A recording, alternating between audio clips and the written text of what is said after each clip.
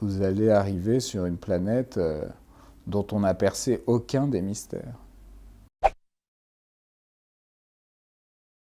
La vie simple, en fait. J'ai quand même l'impression que tout ce qu'essaye de nous dire toute la littérature du monde depuis toujours, il me semble que le message principal, c'est que une vie d'air pur et d'eau fraîche, avec de l'amour et de la simplicité et des liens, et des moments simples et des joies simples, je crois que c'est ça qui rend heureux. J'ai souvent pensé à ça parce que j'adorais jouer au loto quand j'étais plus jeune. Enfin bref, j'achetais des tickets de loto et je m'imaginais, évidemment, en fait, tout le plaisir de ce jeu, au-delà de gagner, c'est de s'imaginer tout ce qu'on va pouvoir faire avec 1 million d'euros. Mais donc, qu'est-ce que je ferais? Je sais pas.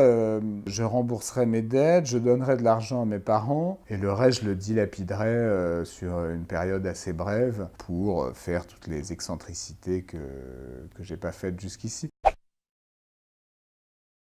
Bah, c'est gênant de chanter comme ça a cappella. C'est très gênant. Les gens ont chanté, mais non, c'est trop dommage de pas le faire. Elle avait des bagues à chaque doigt, des tas de bracelets autour des poignets, et puis elle chantait avec une voix qui sitôt m'enjôla. Elle avait des yeux bleus pâles, qui me fascinaient, la la la la la la la. Peut-être avec Trump, ça m'amuserait beaucoup de passer un moment avec lui. Je trouve assez dément qu'un personnage aussi punk, aussi clivant, aussi étrange physiquement et dans ses goûts, ait pu être élu président des États-Unis. Je trouve que c'est un personnage étonnant, qui est à mon avis assez sous-estimé et qui est méprisé d'une manière contre-productive, je pense. Moi, j'aime plutôt ce genre de bonhomme qui se foutent du candidaton. C'est peut-être mon côté avocat, c'est que j'aime bien les gens qui vivent selon leur instinct et qui prennent toute leur liberté. C'était peut-être quand même moins dur de trouver du boulot, moins dur de garder sa place.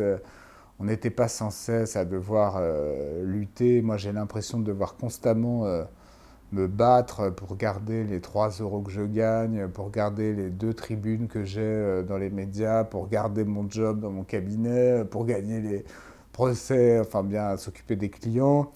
Il y a toujours quelqu'un qui essaye de nous niquer. Je trouve que c'est épuisant. Enfin, en tout cas, ce qu'ils m'ont raconté, c'est qu'à leur époque, ils étaient beaucoup plus insouciants qu'on l'est maintenant à nos âges, 26, 27 ans.